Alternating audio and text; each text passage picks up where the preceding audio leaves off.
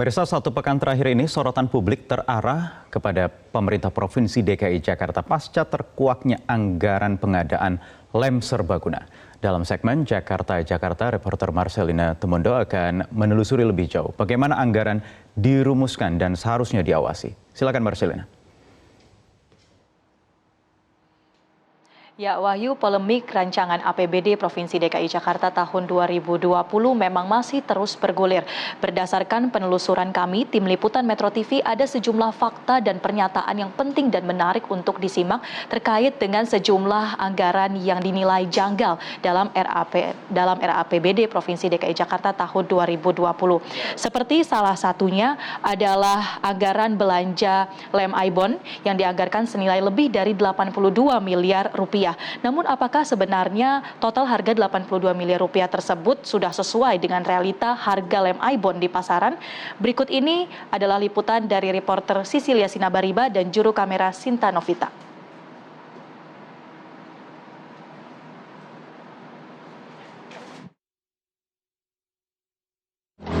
Karena di dalamnya terdapat anggaran yang cukup mengagetkan, yakni anggaran senilai 82,8 miliar rupiah yang rencananya akan dialokasikan untuk pembelian lem Aibon.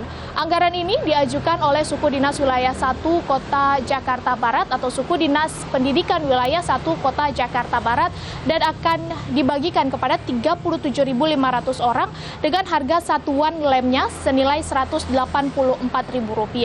Nah, saya akan melihat langsung di lapangan dan saya akan menunjukkan kepada Anda sebenarnya berapa harga satu lem Aibon yang dijual baik itu di toko bangunan maupun di toko alat tulis. Mengingat alokasi dana ini masuk ke dalam kegiatan pengelolaan operasional pendidikan sekolah dasar negeri. Untuk harga lem Aibon dengan ukuran atau dengan volume 100 gram dihargai sekitar Rp10.000. Sementara untuk lem Aibon dengan berat atau volume 300 gram dihargai Rp445.000 maksud kami.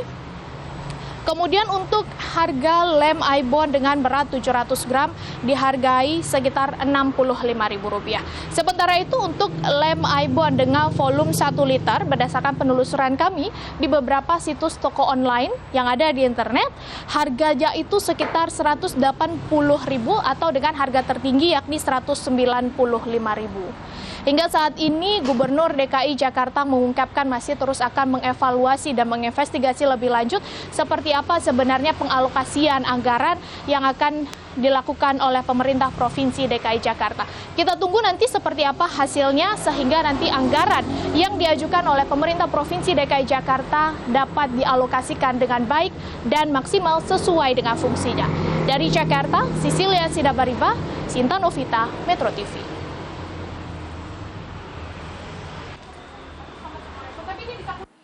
Komisi Pemberantasan Korupsi meminta DPRD Provinsi DKI Jakarta untuk memaksimalkan fungsi pengawasan untuk menangani polemik anggaran lem serbaguna di pemerintah Provinsi DKI Jakarta. DPRD dan Pemprov harus bersama-sama untuk meminimalisasi bocornya anggaran.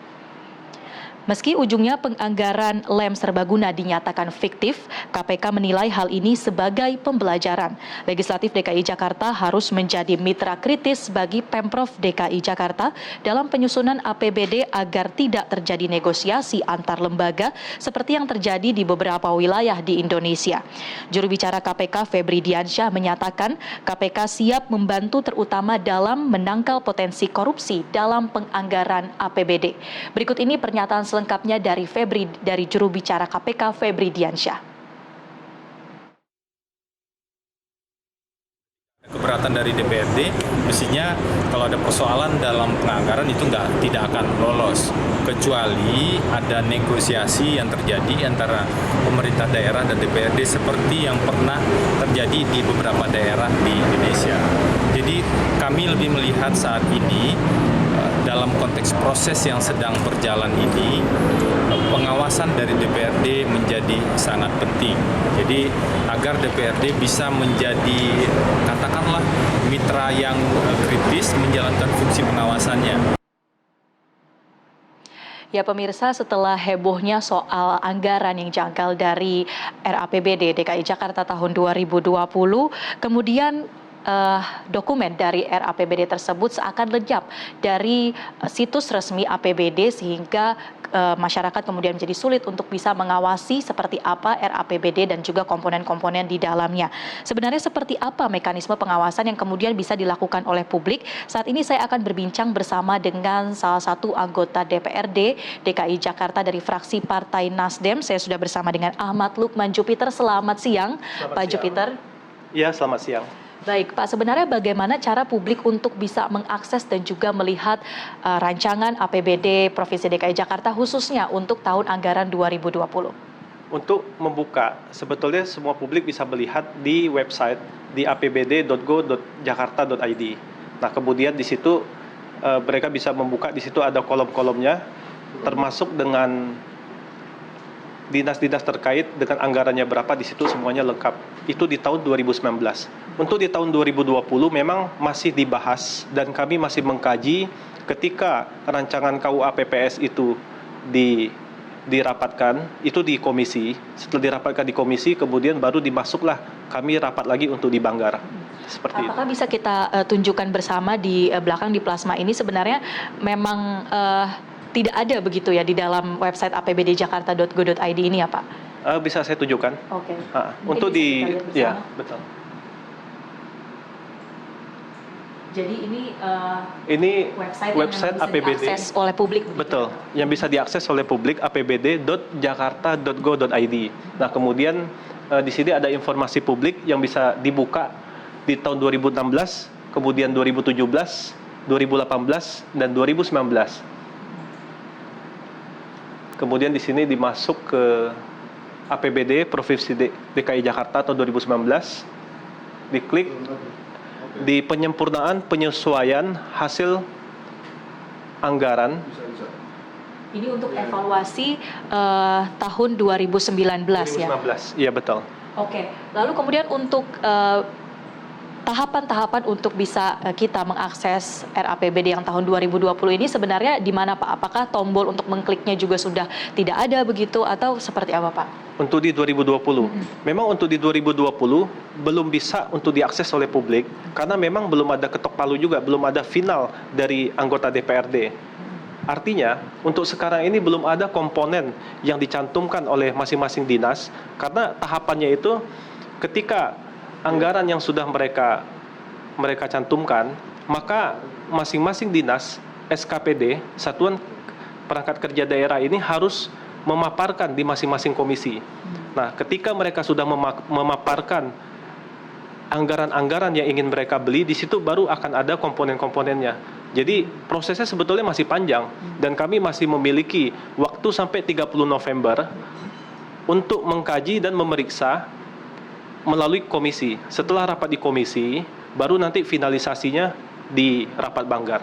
Baik, kalau memang sudah tidak bisa diakses di laman resmi ini, apakah kemudian anggota Dewan DPRD DKI Jakarta punya salinan RAPBD untuk tahun 2020? Kami punya, dan memang sebelum rapat di komisi itu kami diberikan buku KUA PPAS, dan semuanya lengkap di situ. Artinya gini, seperti terkait dengan isu yang dibesar-besarkan lem ibon dan segala macam, sebetulnya itu belum final.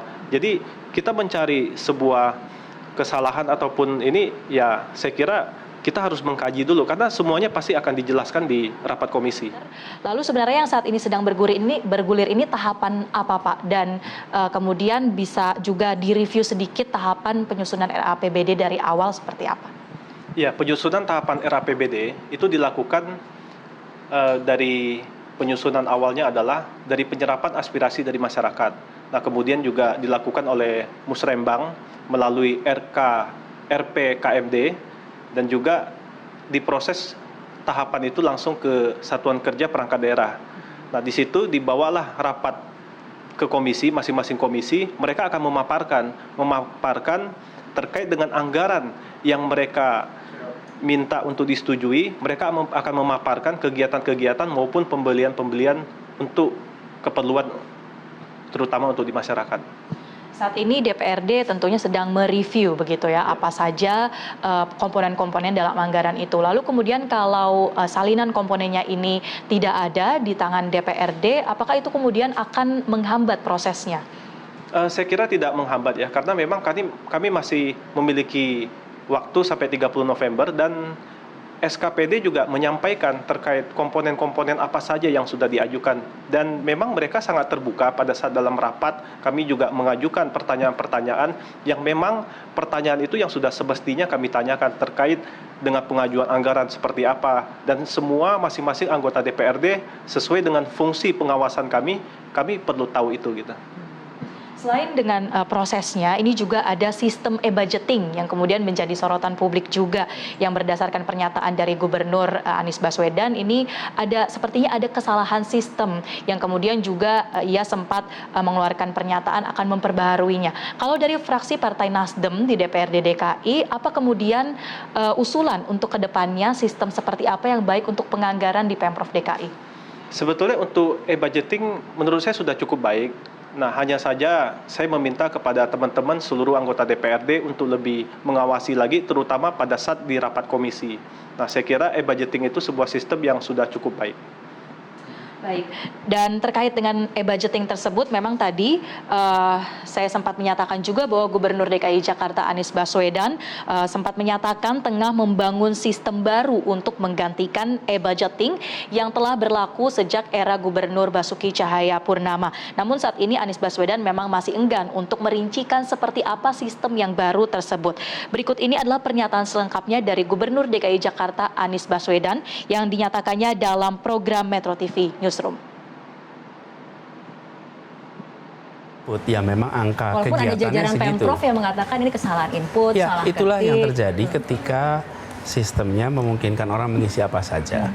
Lalu yang saya bilang tadi tidak bisa dijelaskan. Penyisiran itu apakah dilakukan dari fase RKPD ke fase KUA PPAS? Kenapa menggunakan sistem digital? Supaya tidak usah dilakukan penyisiran manual. Ya. Oke, ini kan seperti begini. Ini saya nulis, ada tulis di sini, pakai MS Word. Kemudian menghitung berapa jumlah katanya. Lalu kita manual ngitung satu. Lalu buat apa MS Word? Kalau word count-nya aja manual. Itu yang terjadi.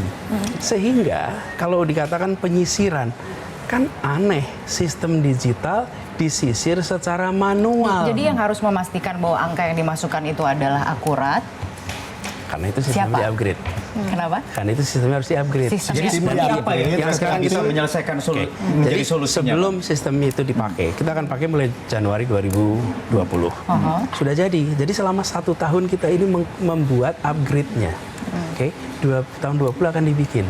Selama itu belum ada, kita sisirin karena itu tadi saya tunjukkan anggaran untuk Tapi ballpoint, artinya untuk selama pensil. sistem belum ada, ini detail komponen yang mencantumkan bukan anggaran yang sebenarnya dilanjutkan terlebih dahulu. Terus seperti sekarang itu, Pak. ini kan kita kerjakan. Jadi yang salah Diteruskan, tetap dilanjutkan.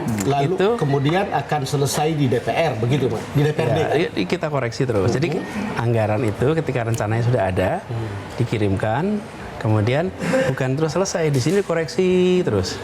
Nah, itu sebabnya yang saya katakan seharusnya pada saat kita mengisi sekalipun itu sudah secara sistem, secara elektrik atau secara digital itu sudah terkoreksi, sudah benar. Ini kita dengarkan beberapa closing statement dari Jupiter. Seperti apa Pak harapan untuk sistem e-budgeting ke depannya yang lebih baik? Ya, terkait sistem e-budgeting, namanya buatan manusia, tentu kita harus terus untuk melakukan inovasi, perbaikan-perbaikan. Dan juga saya berharap SDM yang membangun sistem ini dengan orang-orang yang berintegrasi, orang-orang yang berdedikasi, yang melakukan untuk kebaikan, untuk membangun bangsa dan negara ini untuk menjadi lebih baik. Baik, terima kasih banyak Bapak Ahmad Lukman Jupiter untuk keterangannya dan juga seperti apa sebenarnya proses pengawasan dan juga pembentukan ataupun perumusan dari APBD Provinsi DKI Jakarta. Tentunya sama-sama kita harapkan ini bisa menjadi pembelajaran yang baik itu untuk Pemprov DKI, untuk DPRD dan juga untuk masyarakat. Demikian, Wahyu, kembali ke Anda di studio. Laporkan langsung dari Jakarta.